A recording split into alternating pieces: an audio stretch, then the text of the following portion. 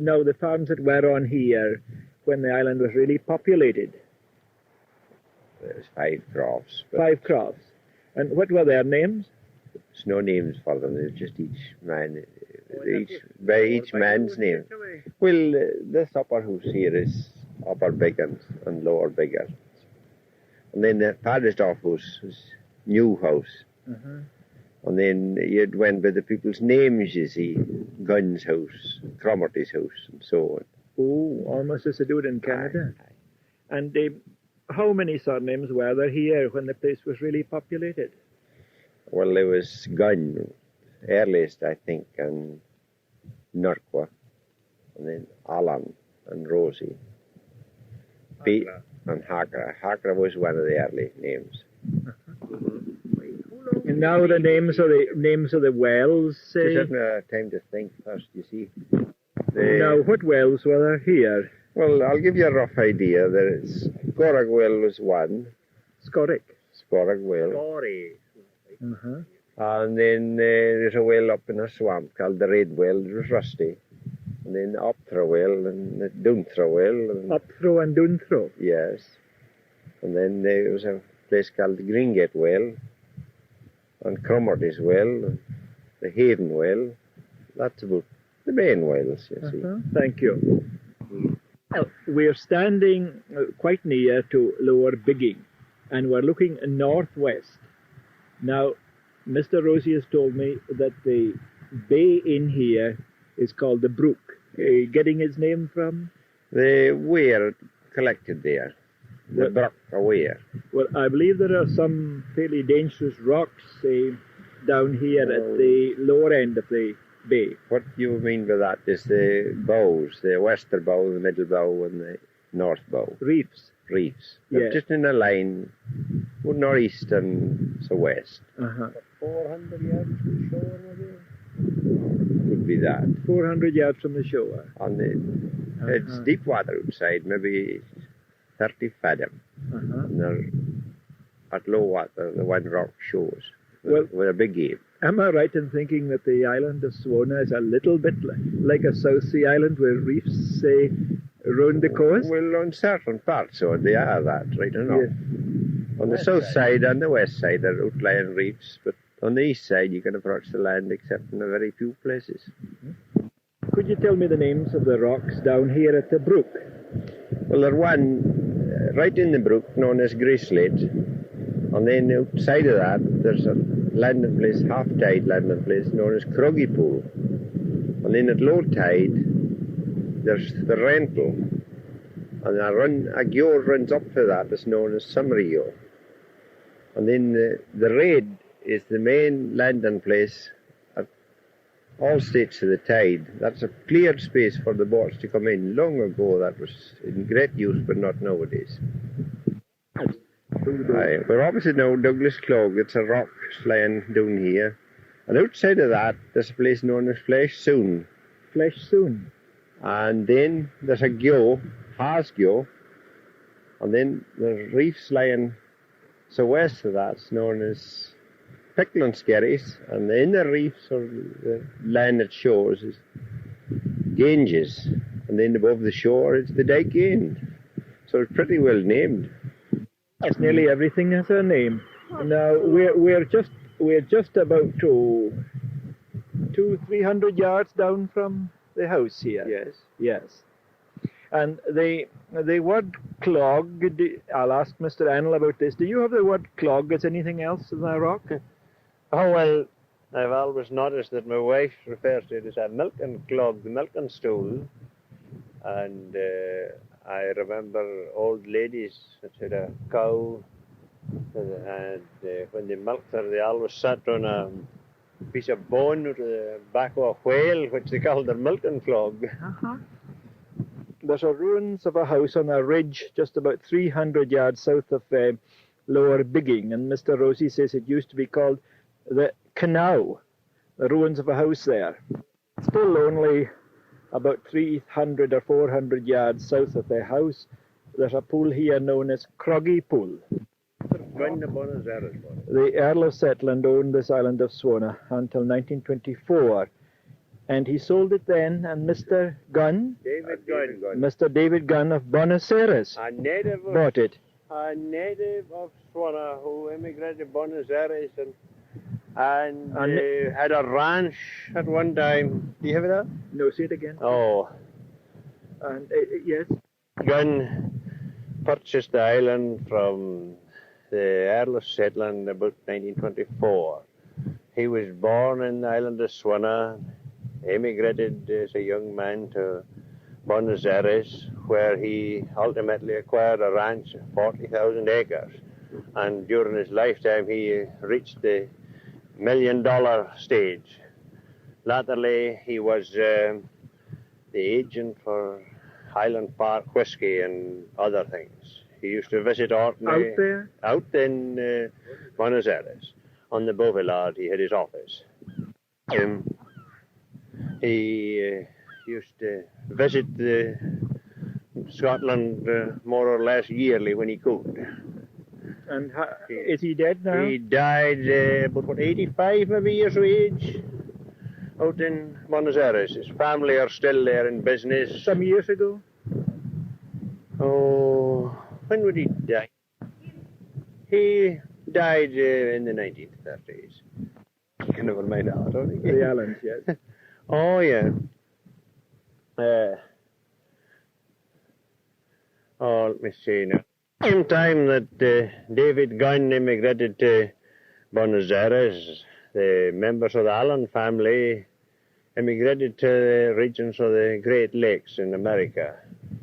They ultimately became the owners of about 20 sailing and trading schooners which sailed the Great Lakes. These ships were manned chiefly by Arcadians who went out in the springtime to America about the time the ice broke up and handled and sailed these vessels, very often returning again to their wives and families in the fall for a few months of the winter. When did the last lot go? Oh, as near as I can recollect, the last batch of men, there were 17 in number.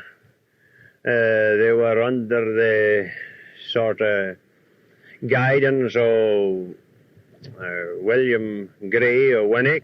He'd been out many times before. He took out these fellows with him, guided them, and it would be about the beginning of the 20th century. At the same time, Tom Norquist emigrated out till Canada. What was he to you, Mr. Rossi? He was my granduncle. Where did he go? He went till the lakes, Manitoulin Island, or somewhere there around, and latterly he had a ranch, and from that his family had a shop and stores, they called it in that country, and they got to be very important, and they could. His grandson was got to be an airman latterly, last I heard of him. A second bay down the west side of Swana, near the Tar, is called the The Hap. Hap. On Now, the sea. on On the land, it's known as Gestervester. Gestervester. Now, looking here now from the upper end of the bay, from the north end of the bay, there's a wide series of parallel ridges with an inward dip. And they look for all the world as if you were looking at the seating at the Wembley Stadium. Now, is there any particular name for these rocks? This is known as the Slade. The Slade. And the crew, it's above, it's the crew of the Slade, and then there's a burn that comes down, is known as the burn of the Slade. The crew the crew of a Slade refers to Planty crews, where there was originally 2 Planty crews. And then there's a little burn comes. Down the hill, and it's known as the burn of the Slade. Burn of the Slade. Naturally, it gets the name for the Slade. Yes. Are there any other rock names here? Oh, there's plenty in the distance. The next after that, there's a gyo, known as Bunny Gyo. That's just to the north of the light, is that right? Good bet. A good bit to the north of the...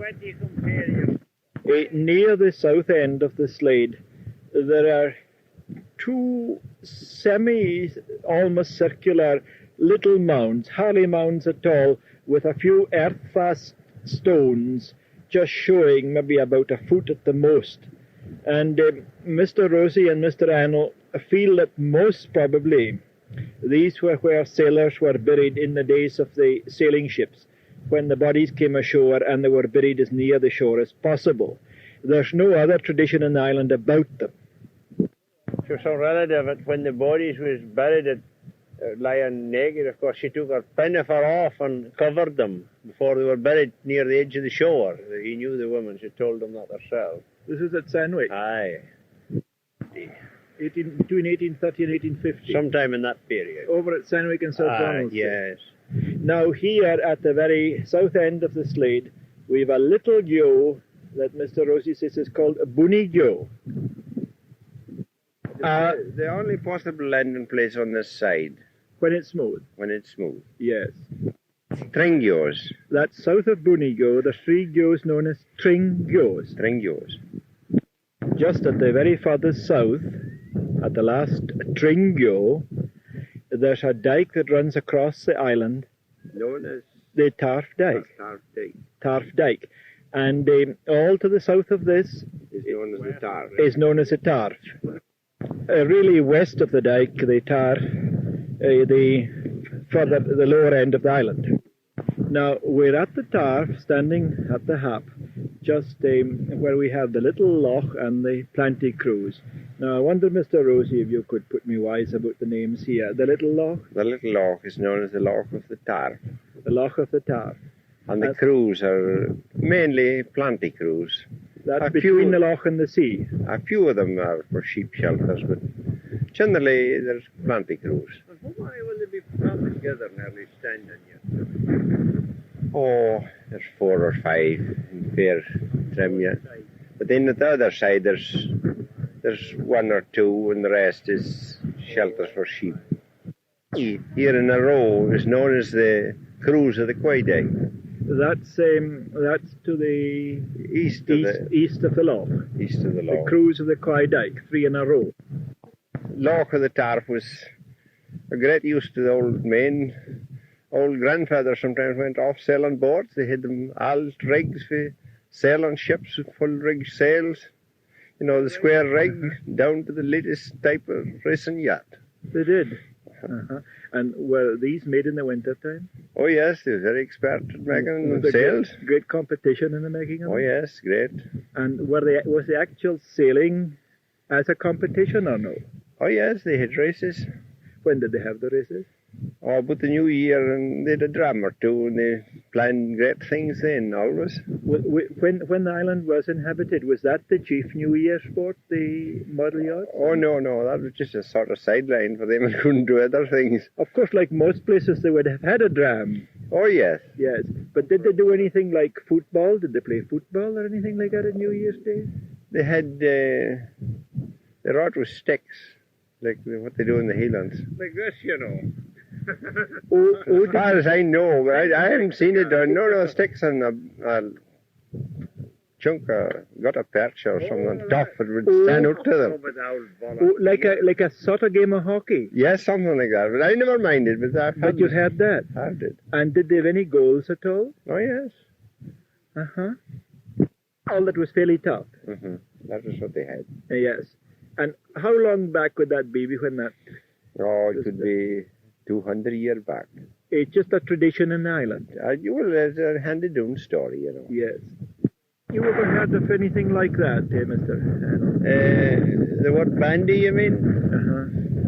Well, so an old wife that I knew at one time, when maybe rather many folk in the house or sitting about maybe annoying their work or that, she would tell them maybe just as well to go out and play bandy. Uh-huh. I see.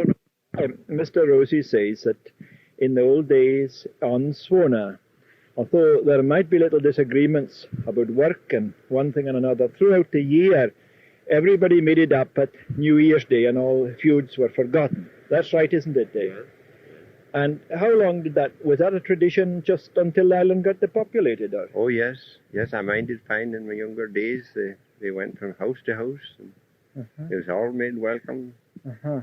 And everything forgotten. Everything. Champagne and ale drunk, I suppose. Yeah, all sorts of drink was there and all sorts of food. And There's a rather bigger mound just at the very end, the west end, Yes. west end of the Loch of the Tarf, and here again there's quite a lot of earth-fast stones, and it's fairly wide mound this, with the green grass on top of it and stones showing through.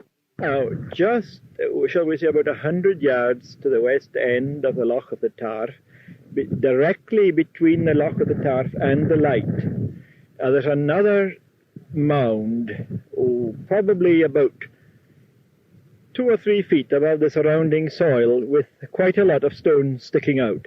Again believed to be possibly remains of graves. And Mr. Rosey says that further up, very near the dike, just where the burn comes down, there's another series of graves which were put there in living memory. Is that right, Yes. Mr. Rose? Yes, that's the only one that I know, but it was recently. Definitely in his grandfather's And my grandfather's time. In your grandfather's time, a vessel that came ashore. Yes. You have no idea the name of the ship? None None at all. None. Looking at what is known as a skio, a place for drying fish without using salt. After harvest, they caught this young sea, they cleaned them and washed them, and they threw them in this at night and stuck them up in the walls next day without using salt, and they cured in that condition. Now, this one's almost the shape of a boat, isn't it? Yes, it's With very, somewhat- They'd a very stone- loosely built walls. very loosely, very open, so that the draft will go through and dry the fish. And they did one particular stone in the middle on the roof. They left it and they poured the fish in. They had an opening in one end, crawled in there next day, and they stuck the fish up in the walls. Just their tails into the holes in Tails the or wall. heads, whatever happened to fit. And then the roof is covered with flags. Yes, and sort of drained the water off. Yes. This rock that we're standing on now is known as Branches. And this place is a fishing rock. There's a wee bit known as Rowrush, Brotimer, Branches, and the Pool. That's all fishing rocks out on the seedland. How far do you calculate that is from the sea to the top of that rock? Oh, it's all of 40 feet. Yes. Well, were the fish carried up there? The fish was carried up a narrow ledge up here in a creel and taken right inland about 200 yards and putting in the skios to be dried. Well, now, I suppose we're about 50 yards south of the light here. Yeah, well, west of the lake. West of the light. To fix it in our Yes. memory, yes? And right along here, this faces is the faces of the Tarf. And the right far out tail is the tail of the Tarf. And there's a wee rocky there known as Ramskerry. It's under the water, normal tides. And then that tails, and the high rocks known as Heilag. Well, the tails are those sharp reefs that Sharp run reef. right out. They run right out in narrow strips. Yes. And they come back along in, it's known as Kergio. And there's a wee pool here, a bathing pool. It's just known as the pool. Uh-huh. The people used to bathe there. Oh yes, they learned to swim there, some of them. Uh-huh. Great triangular rock here. Known as Bobby Broon's Beaconston. Do you have any idea why it was called that? Oh, not the least. What's a Bobby Brown? Well, one member of the Hackra family was married to a woman called Bobby Brown, lived in this island. She was here about 1820. Uh-huh. And this could, of course, just have been a joke that was carried on, perhaps? Yes, it could be. Yeah. She had a big family and she need a big Beaconston. Breaking. It was a feat of strength for young Swana folk to walk barefooted up Bobby Broon's baking stone, which stood at an acute angle. Now, a little bit to the south of the light, there are the two Kirkios. A big Kirkio, Kergio and Pidi Kergio. Kirkio and Pidikirkio, and then the land is thrown up here into quite a long clay mound, Yes.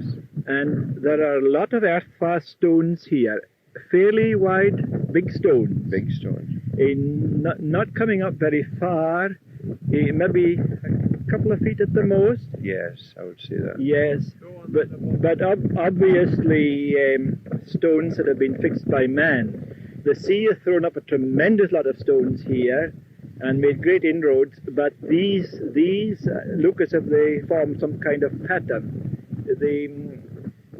What's left of them have a slightly semicircular slant in each case. I would agree. 50 yards in from the lighthouse now, we're standing by the ruins of an old chapel, which was called? Twinley Kirk.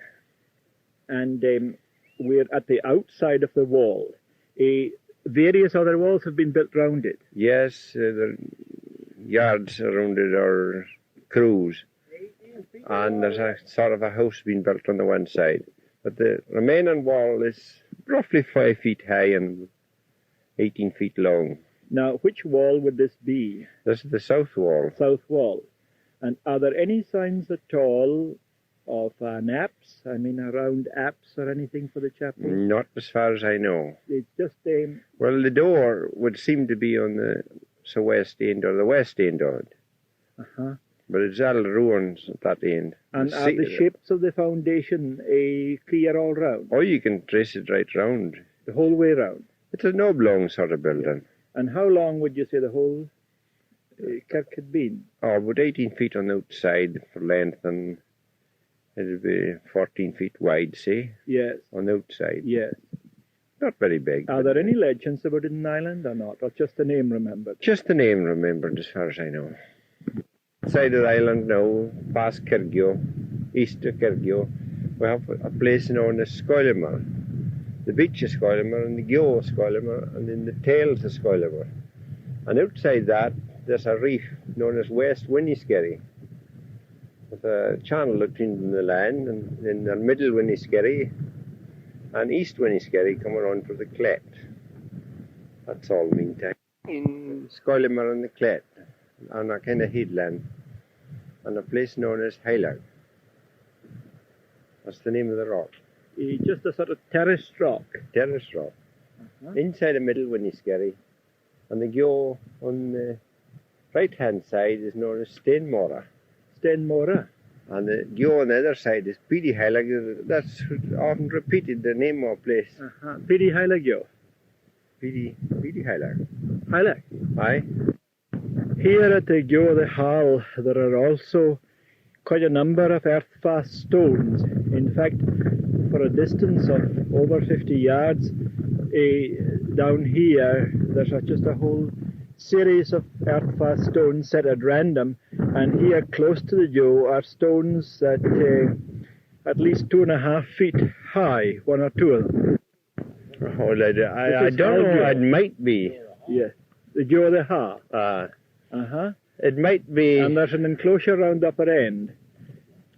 It might be, or possibly is a place where the sheep were hauled in at night and restrained from eating the crops and grass. Yes, a possibility. To the east of Halgyo is Trejo. Then to the east of that is Kletsgyo. With the Clet, which Clet is that? The south Clet. Now, is there a north Clet? Oh yes, the north Clet on the other end.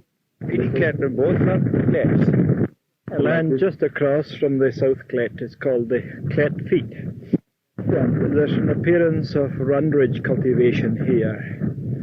To the Clet, the bay is known as Sutton. And then there's wee Gyos in it. The one is Blue Gyo, and the other one is the Hyo. The high shore there, the birds lay in. Well, got a name for it, No. And the fishing rock, what did you call it? Sutton. We got a lot of wind, but the inland from Sutton is the Park of Sutton, a wee enclosure in the old days. Highest point of the island, on the east of the island, at Warbister. Highest point on Warbister, there's a depression in the land known as the Cappocks. Then over the shore is known as the Altar. And in the rock is the slits of the altar. It's the bishop. At one end of the altar is the bishop. Aye. And but he's known above the shore as Honop. Honop? Yes. We're at the Gloop now. Does it have any other name besides the Gloop? No, just the gloop and the cave for the gloop and the How far does the cave go in at the landward end? 80 yards. And does it... That end of the gloop is known as the house of the gloop, and the other end is known as the door of the gloop. Now, does the roof of the cave always fall lower, or does it open out when you get inside? It goes in at fairly level first for a start, and it rises up till about 20 feet, and then dips down again to nothing. Now, at its opening at the landward end of the gloop, how high would you say it was? Oh, opening would be to 12 to 20 feet. Yes. Under the state of the tide. Yes. Northeast of the gloop, there's a landing place known as Hillsbury. Northeast again, a sharp little ridge of rock is called the Lug. And just a little bit further on, Feelyberry and the Rock of Feelyberry. The district north of Warburster is called Mallinter. Mallinter. Almost directly east across the island from Mr. Rosie's house.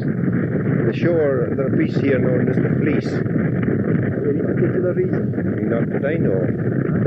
And then there's a corner known as Berbinks. Berbinks. Steps down, down in the rock. And the next go to that is Baggo or Garsniggo.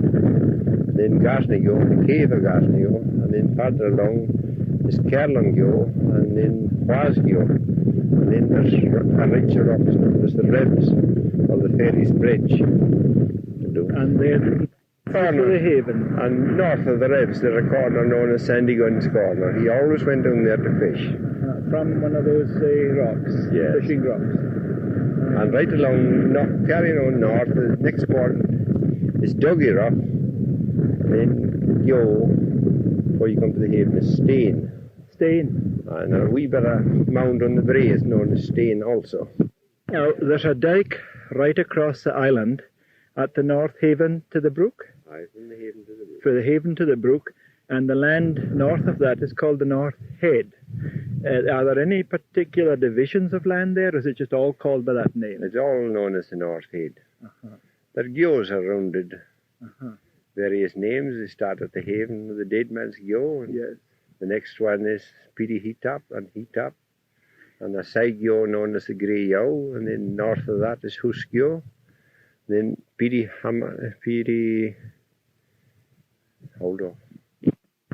Hammershuri. Piri Hammershuri? And then Hammershuri. And then Limesgyo. And inside the haven, inland from the haven, there's a swampy bit of ground known as the Haven Loch. And round it, the ruins of 1, 2, 3, 4 houses? Yes, about that. And was there once a church here? Yes, on the north side of it, there's on the rising ground, there's remains of a chapel, or what was a churchyard. Overlooking the brook? Overlooking the haven and the brook. Yes, and was any name to it or not? It's just known as the kirkyard. No particular name? Well, there was, it's on the map, St. Peter's. Yes, but that wasn't carried down traditionally? Not as far as I know. No. We'll take the order of place names from the haven, northward. North of the haven, it's Piri Heatop, and then the Grey Yow, and then the next Gyo is Huskyo, and Hammershuri, and then Limesgyo. Grimsel is the next rock. And then you go into Norting, Piri Norting, Nevingy, the Hjoch. No, it's not a Hjoch, it's a Know. And then the North Holes, the North Clet, and Cos, and Yolongo, the Beecher Cos, the Aber Cos. I think that'll do it for that. The Ness after that. Now at the north end of the island, we're looking at the flagstone quarries. Very, very thin, good quality flag. And Mr. Rosie says that quite a way south down the island, on the east side, there's this flag. Up to roughly 1870, they preferred the small Orkney Harsh for doing the work on Swona. But after that, they changed to like other places in the South Isles particularly, to the work oxen. And they used them, in fact, until the 1950s. But the island had a tractor as far back as 1946. when Mr. Rossi got a tractor, and that was a lot earlier than a great number of parts in Orkney. Rossi says too that the first motorboat in the South Isles of Orkney was in Swona.